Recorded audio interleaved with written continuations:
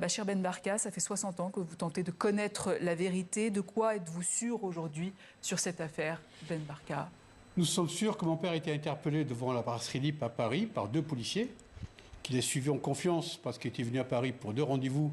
Un rendez-vous qui devait avoir LIP, qui était à la brasserie elle-même pour discuter d'un film Basta, un documentaire qui devait être, qui devait être aussi réalisé et projeté à l'ouverture de la Tricontinentale. Mehdi Ben Barka a préparé cette Tricontinentale. Il s'est révélé par la suite que ce film était un piège, le piège pour l'amener à Paris.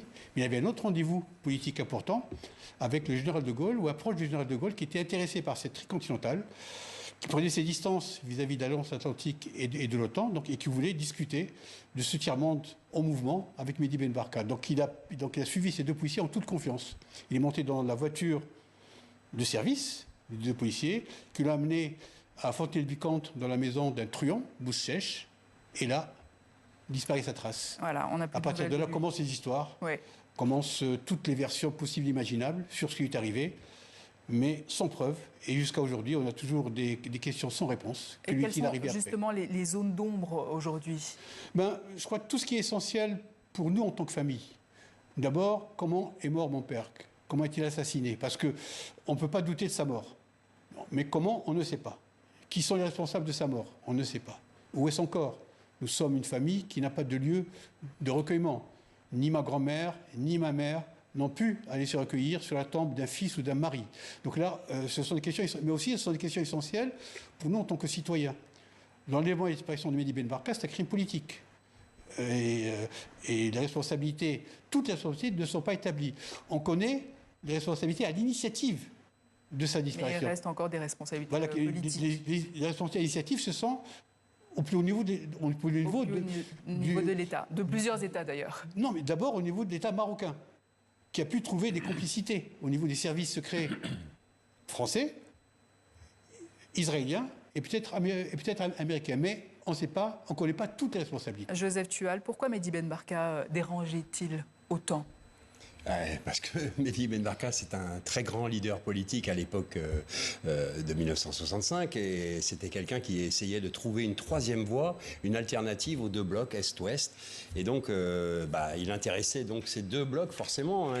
Mais surtout, c'était un homme, un leader charismatique qui savait entraîner les foules, qui était plutôt un démocrate, qui avait déjà passé un accord avec Mohamed V pour faire établir une monarchie constitutionnelle, un état de droit, la justice, la liberté et surtout la démocratie. Voilà pourquoi il fait autant peur à la monarchie actuelle et pourquoi il est encore toujours vivant malgré sa disparition aujourd'hui. Bachir Ben Barka, qu'attendez-vous désormais des autorités françaises et marocaines aujourd'hui sur cette affaire? Qu'on dépasse la raison d'État. C'est-à-dire là, depuis 60 ans, que le crime a été commis.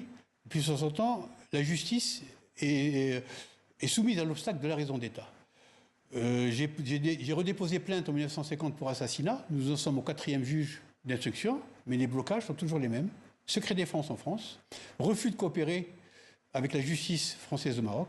Les commissions rogatoires françaises ne sont pas exécutées au Maroc depuis bientôt 20 ans. Alors que les éléments de réponse, les éléments pour avancer dans la recherche de la vérité existent.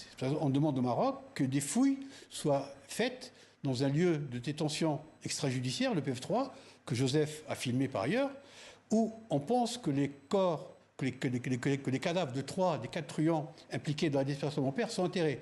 Mais on pense aussi, il a été dit, que la tête de mon père, qui aurait été, là aussi c'est affreux tout ça, qui aurait été amené au Maroc pour être montré au roi Hassan II, serait aussi enterré dans ce PF3. Ça fait plus de 20 ans qu'on demande que des fouilles soient faites. Et pourtant, il y a des personnes qui ont tenté de dire la vérité. Qu'est-ce qui s'est passé?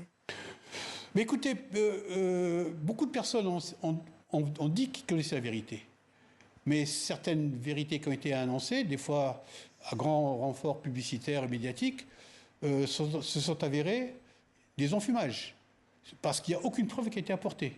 Les preuves, d'ailleurs, nous, ce que nous attendons, nous, en famille, ce qu'on attend comme preuve essentielle, c'est d'avoir un corps, ou un cadavre, ou ce qu'il en reste. Et des personnes qui ont voulu parler ont disparu également.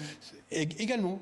Donc là aussi, quand on fait la liste des personnes qui sont impliquées dans la disparition de mon père et qui sont morts de morts violentes, la liste est longue. Hein.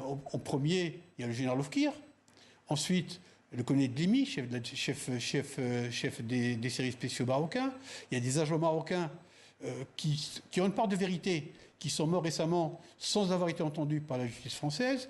Un truand, Figon, qui a été impliqué directement et qui a dit des choses, mais on aurait voulu l'entendre directement parce que ce qu'on lui a fait dire n'a pas vraiment été dit par lui-même. Il a été mort le jour où la police a voulu l'arrêter. Et comme on a moins de témoins, on a moins de preuves aussi, ça fait partie. Mais il y a encore des témoins vivants. De la situation. Et je ne souhaite pas que ces témoins meurent pour qu'on vienne nous dire après, dommage, tout le monde est mort. Joseph Tual, pourquoi depuis 60 ans, les responsabilités politiques ne sont toujours pas établies en France, au Maroc, les services secrets américains et israéliens également? Moi, je connais bien la procédure judiciaire. Donc, depuis 60 ans, il y a eu quand même beaucoup de témoignages avérés, concrets. Et tous ces témoins ont signé leur procès-verbal. Pour l'instant, dans la procédure, il y a plus de 20 tomes, et puis en rajoutant l'autre procédure de la première initiale du juge Zollinger en 65, on passe 22 tomes, 23 tomes. Chaque tome fait à peu près 15 000 pages ou 10 000 pages sur certains. Bon, c'est variable. Donc, vous imaginez, c'est énorme le dossier. Mais dedans, il y a énormément de procès-verbaux, de témoignages avérés, corroborés, si vous voulez, et il n'y a pas de service secret israélien. Je suis désolé, tous les témoins, personne n'a vu qui que ce soit d'un service quelconque israélien, CIA ou autre. Vous remettez en cause cette thèse-là? Moi, pour l'instant, je la mets ni en cause ni pas en cause. Elle n'est pas dans le dossier. Aucun témoin les a vus. Personne, tous ceux qui en parlent et qui le disent à fracas de bouquins ou de je sais pas quoi, nous apportent aucune preuve de leur dire. Qu'ils viennent témoigner devant la justice, qu'ils donnent leurs archives. Et puis après, on avisera sur pièce. Alors, il y a aussi un nouveau livre qui vient de paraître aujourd'hui, Afen Ben Barka, La fin des secrets aux éditions Grasset, Stephen Smith et Ronen Bergman. Il précise le rôle joué par les services secrets israéliens, basé sur les documents confidentiels. Ils affirment que c'est Hassan II, roi du Maroc, qui a ordonné l'élimination de votre père. Ça c'est vrai, mais... Que c'est le Mossad qui l'a pisté. Il a été noyé dans une baignoire. Alors, il faut quand même reprendre l'histoire. L'auteur de ce bouquin, enfin un des auteurs actuels de ce livre qui va peut-être sortir, je ne sais pas ce qu'ils vont en faire, Stephen Smith, pour ne pas le citer, il y a 20 ans, il nous sortait dans Le Monde à la une la vérité sur l'affaire Ben Barka, et cette fois c'était l'affaire avec Boukhari, c'était la cuve d'acide. Aujourd'hui, il nous ressort la vérité encore une fois, mais c'est pas la même. C'est une baignoire d'eau où il aurait été tué. Il faut qu'il choisisse sa vérité à un moment donné. Oui, moi, contrairement à Joseph, moi je pense que les services secrets israéliens étaient impliqués dans la préparation de la disparition de mon père. C'est-à-dire que l'État marocain, au plus haut niveau, donc au niveau du Palais Royal, ont mis deux équipes sur les traces de mon père. Une équipe en collaboration avec les services secrets israéliens pour un homicide, et une équipe avec les truands, avec les services secrets français, avec Antoine Lopez, pour un enlèvement.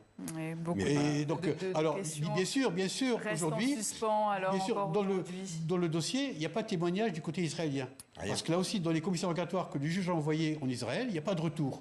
Mais il y a beaucoup d'articles qui parlent de cette collaboration israélienne avec les services secrets marocains dans la préparation de la disparition de mon père. Merci Bachir Ben Barka, merci également à vous Joseph Tual, journaliste et auteur du documentaire Ben Barka, l'obsession.